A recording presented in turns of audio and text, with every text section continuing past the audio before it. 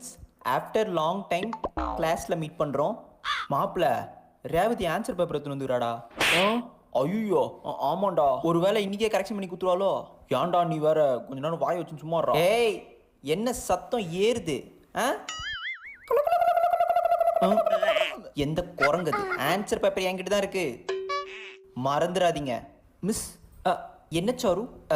பவதரணிக்கு இன்னைக்கு birthday miss. சும்மா இரு சாரு, நீ சும்மா இரு. ஆமா மிஸ். அப்படியா பாவா? ஆமா மிஸ், பர்த்டே தான் மிஸ். அப்ப ஏன் பாவா உட்காந்துட்டு இருக்க? எழுந்து வா. ஏண்டி சொன்ன சாரு? போ பாவா. இதோ வர மிஸ். டேய், அப்போ உனக்கு டெய்ரி மில்க் கொடுப்பாளா பாவா? எனக்கா? ஏன்டா நீ வேற.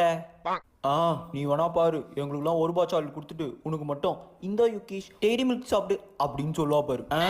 பரவாயில்ல, நீ சும்மா சொன்னாலும் கற்பனை பண்ணி பார்க்க கொஞ்சம் நல்லா தான் இருக்கு.